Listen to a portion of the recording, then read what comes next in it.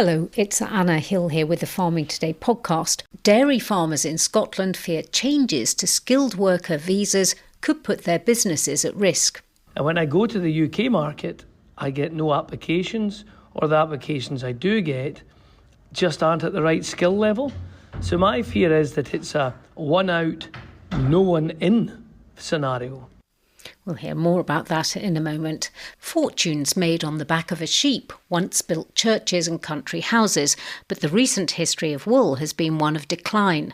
Change could be afoot, though, as uses from bedding to cosmetics ingredients are being developed.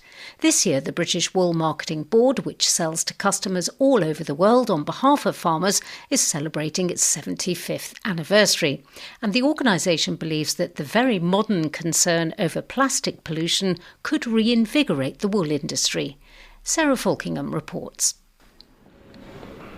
West Yorkshire has been a powerhouse of the textile industry, and so it's fitting that the headquarters of British Wool is here in Bradford. They're expecting over 250 people, including members of the public and farmers, here at an open day to celebrate 75 years of British Wool, the only statutory marketing body left in the UK.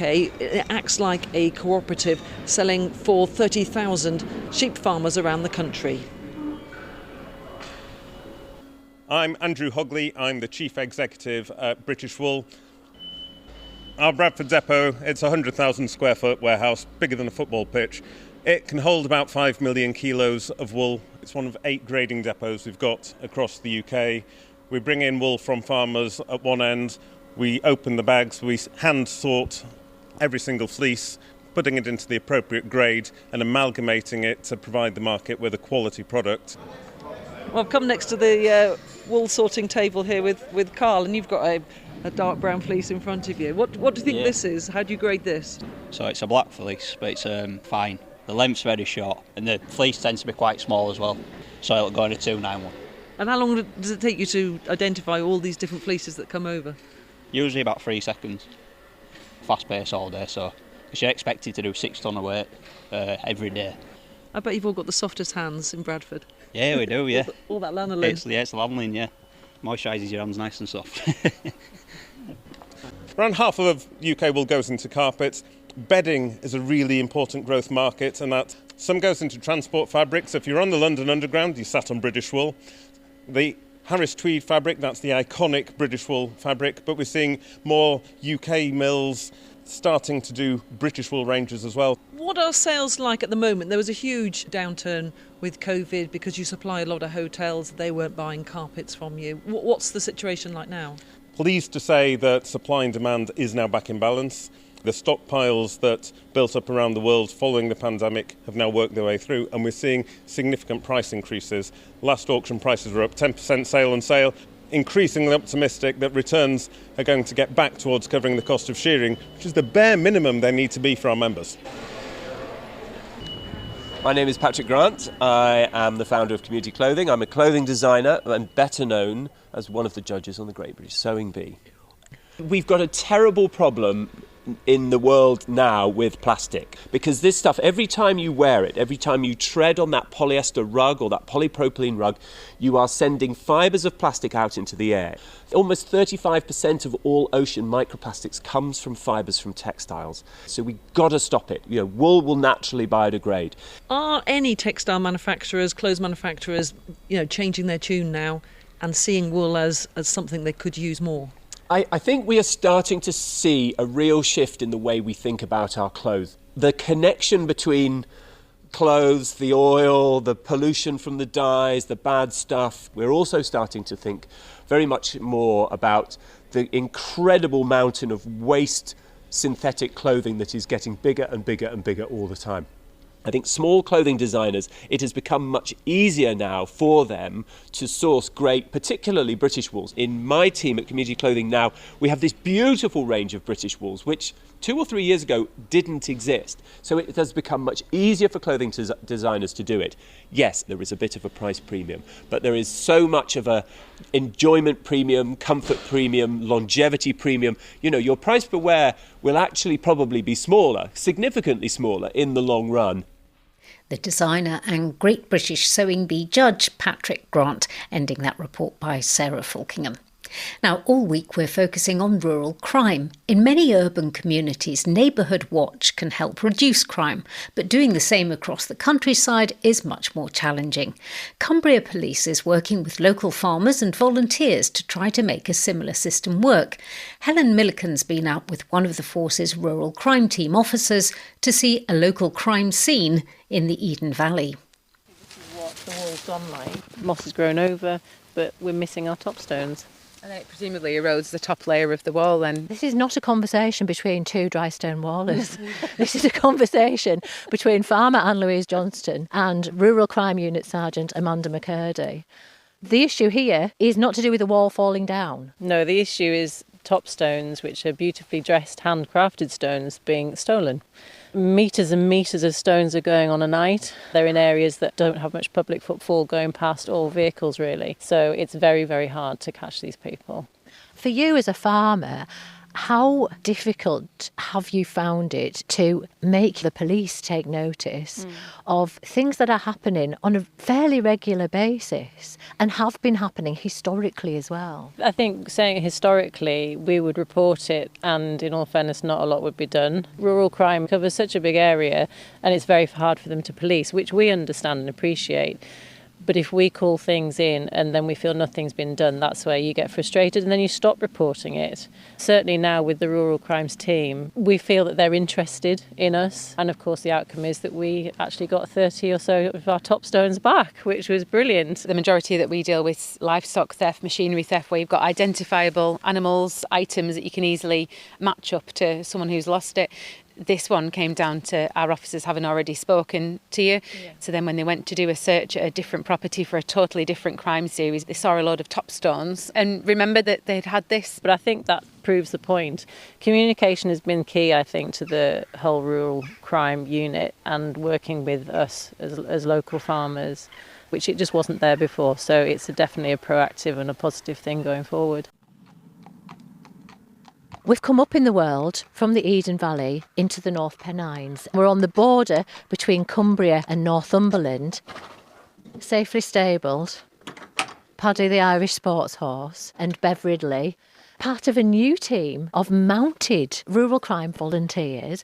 What exactly is your role then? It's just about having a presence, being seen. When I take Paddy out, we'll do sort of 15, 20 miles sometimes in rural areas. When you're riding, you can see things that you don't necessarily see if you're in a car. You notice things. A lot of the work we do is on disruption. So Bev would feed information into us about suspicious vehicles. If we're not able to intercept them there and then, everyone will get a follow-up. So we were out the other night going and doing follow-up visits, and they now know that there's people watching them when we're not there. Almost like the Bobby on the beat, but the rural crime volunteer on the horse. Yeah, absolutely. No one knows their rural communities better than the people who live there. They understand what stands out, what's suspicious, and they can then now do something about it. It's an area of policing that previously was maybe quite difficult to target. You come along in the morning, you get the report in. There's been some ghosts in overnight and they've stolen a quad bike.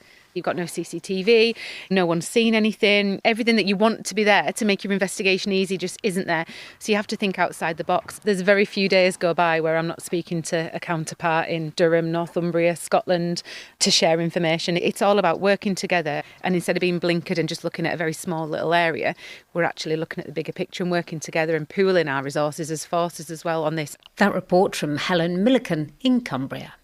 More than 25 dairy farms in Scotland say their businesses could be at risk after the UK government removed farm workers from the visa system for skilled overseas labour. In July, the government cut the jobs of farmer and agricultural contractor from the temporary shortage occupation list. Dairy farming near Port William has a herd of 1,200 dairy cows and a pig unit. Around a third of its 15-strong workforce comes from the Philippines. Rory Christie and his brother Gregor own dairy farming. Rory told me why he's found it hard to recruit staff locally. In any dairy farm, in fact, nowadays, it's so specialist. There's a lot of technology, a lot of software, and of course, cow care now has to be extremely high. Welfare is paramount. And so to find good stockmen is a real big challenge because people just haven't worked in farming. People have moved out of farming for 50 years now.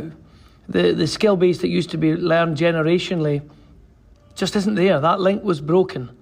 So now, to find people who work with animals, who want to work with animals, we have to look further afield. Just describe what the visa changes that came in July actually mean for you. How long are your staff on their visas for, and would you have to renew them? Yeah, so we're on a 3-year visa. It's called a Tier 2 visa. 3 years, and we got them first time round relatively easily, but it was expensive, about £10,000 per person. And then another 10 to set them up, you might say, to work in the UK, live in the UK. These guys are now coming, and girls are now coming to the end of their 3 years. We have to reapply, which we hope will be successful, and we don't actually envisage too much trouble for anybody reapplying. But the simple fact is that we can't bring anybody new. So my guys, one of them, he will remain nameless, is 53 years old. So they're getting older and they might want to retire, or if they have to go home to their family, then I can't replace them.